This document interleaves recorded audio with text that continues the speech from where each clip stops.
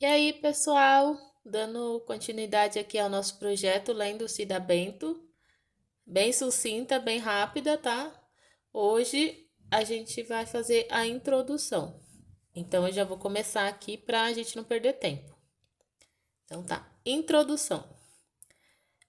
Brasil, meu nego, deixa eu te contar a história que a história não conta, o avesso do mesmo lugar. Desde 1500 tem mais invasão do que descobrimento. Tem sangue retinto pisado atrás do herói emoldurado. David Domênico, Tomás Miranda, Márcio Bola, Rony Oliveira e Danilo Firmino. É um poema. Aí agora a gente vai começar a introdução. Certa vez, quando meu filho Daniel Teixeira tinha 10 anos, chegou em casa muito irritado, dizendo que não voltaria à escola, pois não queria participar das aulas de história sobre escravidão. O responsável por aquele comportamento era um colega de sala branco, que, enquanto voltava para casa com Daniel, apontou para alguns garotos negros limpando para-brisas no semáforo em troca de algumas moedas e disse de maneira debochada: Aqueles meninos também são descendentes de escravos. É uma vergonha, né? Ao ouvir esse relato, fiquei em silêncio, matutando. Naquele dia, dormi atormentada. Mesmo depois de uma aula de história em que o tema era escravidão, o menino dizia que era uma vergonha ser descendente de africanos escravizados. Mesmo depois de ouvir sobre as violências e os abusos incessantes sofridos pelos negros, de ver retratos de de navios negreiros abarrotados de seres humanos em condições brutais, com o corpo marcado a ferro, de ler que o trabalho que exerciam ao chegar ao Brasil era forçado, o garoto branco disse que ser negro era motivo de vergonha. Daniel não poderia acreditar naquilo. Por isso, no dia seguinte, decidimos fazer uma lista, incluindo os efeitos tanto dos escravocratas quanto dos escravizados pelo nosso país. O lado dos escravocratas incluía expropriação de trabalho, violência física e psicológica, estupros, invasões, exploração de recursos naturais e tantas outras barbaridades. Já do lado dos escravizados era curto. Vieram à força a um país desconhecido para trabalhar, sem remuneração, produzindo riquezas para o colonizador em troca da própria vida.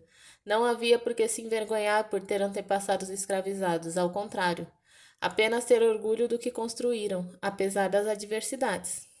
Daniel ficou mais tranquilo, mas eu não. O colega de sala do meu filho não conseguia perceber que, enquanto branco e com comentários daquele tipo, ele perpetuava um estigma muito antigo, que desde cedo cria diferenças e hierarquias nas narrativas sobre negros e brancos. O menino não via que eram pessoas do grupo racial a que ele pertence, branco, que haviam protagonizado a escravidão dos negros, e isso sim poderia ser motivo de vergonha.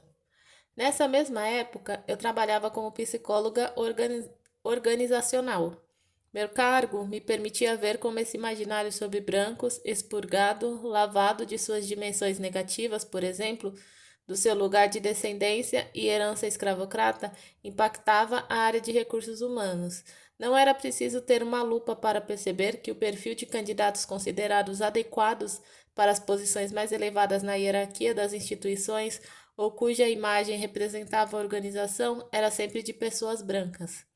Embora a população negra seja majoritária entre os pobres e desempregados no Brasil, não há como negar o contingente populacional branco que compõe o imenso grupo das pessoas sem emprego no país, além de brancos fazerem parte da população que mora nas favelas.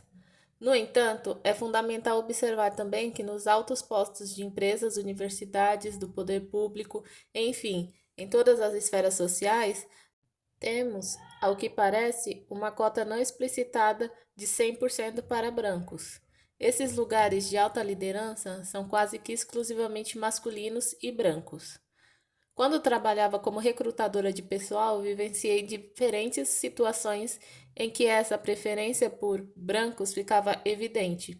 Por exemplo, No processo seletivo para a vaga de secretária num banco, enviei 2 mulheres negras para a entrevista inicial com a chefia e recebi uma bronca por telefone do contratante. Abre aspas. Não te disseram que nesse banco não se contratam negras como secretária? Fecha aspas. Perguntou ele, que não sabia que falava com uma pessoa negra. Não, ninguém me havia dito. Com o tempo, entendi. Secretárias são o, abre aspas, cartão de visita, fecha aspas, da empresa. A primeira pessoa que um cliente vê ao chegar. O banco não queria que seus clientes fossem recepcionados e acolhidos por mulheres negras, mas sim por brancas. Fui recrutadora, chefe de seleção e executiva de RH, algo raríssimo para uma mulher negra naquela época. Construí uma carreira como especialista em processo de seleção e vi cenas como essa se repetirem incontáveis vezes. Eu mesma vivenciei repetidamente o fenômeno de recusa, recorrente na busca de emprego, o que me causava dor. Dúvidas quanto à minha própria competência e insegurança quanto ao futuro profissional. Em casa, meus pais queriam que tivéssemos uma vida diferente da deles. Meu pai, João, foi motorista a vida inteira. Minha mãe, Ruth, trabalhou por anos como servente num posto de saúde. Meus irmãos e eu somos em 8 filhos. Nascemos e crescemos na zona norte de São Paulo, uma das regiões mais negras da cidade. Não tínhamos na família referência de profissionais que ocupassem cargos de comando em grandes organizações, e igualmente estrutura para responder às exigências de espaços onde só a elite sempre esteve. Eu fui a primeira da minha família a concluir o ensino superior, a fazer mestrado e depois doutorado. Minha irmã Bernadette, assim como eu, fez psicologia, meu irmão Henrique fez ciências contábeis, e a maioria dos outros concentrou seus estudos nas áreas financeira e contábil. Desse modo, Bernadette e eu ajudávamos uma a outra quanto a questões de trabalho, assim como meus irmãos compartilhavam entre si suas experiências. O esforço para superar as barreiras se dava entre nós, como observávamos em tantas outras famílias periféricas e pobres. Mesmo assim, nunca vou me esquecer de quando, em dada situação, meu irmão, ainda adolescente, chegou do trabalho e disse para o meu pai que estava cansado demais para ir à escola, porque tinha passado o dia limpando os banheiros da empresa em que trabalhava. Irritado, meu pai retrucou que ele não pisava mais naquela empresa. Abre aspas. Você foi contratado como office boy, não para fazer isso. Sua mãe e eu já trabalhamos muito para que nossos filhos não tenham que limpar banheiros. Fecha aspas, disse ele. Mas quebrar a lógica da história das relações entre brancos e negros no país é algo complexo. Ao mesmo tempo, a escola não era um dos ambientes mais acolhedores para crianças negras como nós. Por anos me senti invisível na sala de aula, como se não fizesse parte daquele lugar. Para além de qualquer questão com os colegas, como foi o caso do meu filho Daniel, meus professores foram os principais responsáveis por essa minha sensação de não pertencimento. E embora não se falasse muito de racismo e discriminação em minha casa, a consciência racial se manifestava. Por exemplo, quando minha mãe insistia para que meus irmãos nunca saíssem para a rua sem documentos. Nossa, isso é muito real. Meu Deus. Quem é preto, meu, não pode sair de casa sem documento, não, gente. É, é praxe, né? Voltando. Desde cedo vi o tratamento diferenciado que pessoas em cargos de destaque davam a seus semelhantes. Na escola, quantas vezes percebi que professores enaltecem o esforço de minhas colegas brancas, como eles, de forma afetuosa, enquanto eu ficava sempre às margens por estar afastada do modelo que eles valorizavam. Minha presença só se fazia notar como exemplo negativo. Quando terminei a escola, pensei que finalmente me veria livre desse tipo de comportamento, mas óbvio, isso não aconteceu. O ambiente corporativo me mostrou que o mesmo ocorre nos mais diferentes tipos de organização. Decidi cursar o magistério.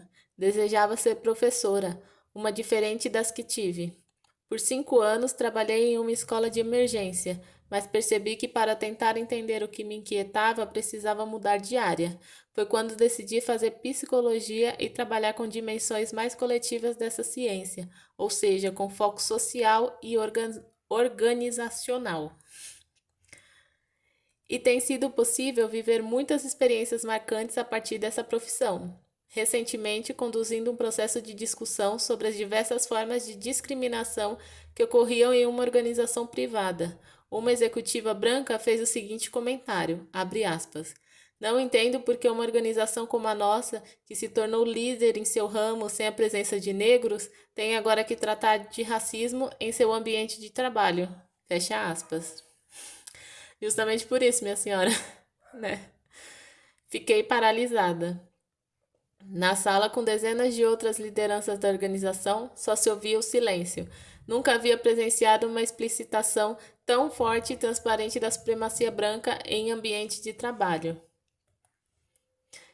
Gente, eu ri aqui, mas foi de nervoso, tá? Porque eu já escutei isso tantas vezes, de tantas formas, que, assim, infelizmente, esse foi só mais um relato aí que eu escutei, tá? Que eu li, né, na verdade. Tá bom? Voltando. Quando me recuperei, respondi que provavelmente as métricas da organização não comportavam a perspectiva racial, já que uma empresa como aquela, pulverizada em todos os municípios brasileiros, jamais teria se constituído ao longo de 40 anos sem a participação da população negra em diferentes níveis. Foi o que consegui falar naquele momento. Eu poderia seguir elencando dezenas de experiências como essas. A grande questão para mim sempre foi o não reconhecimento da herança escravocrata nas instituições e na história do país, tema a que passei a me dedicar como pesquisadora. Não temos um problema negro no Brasil, temos um problema nas relações entre negros e brancos.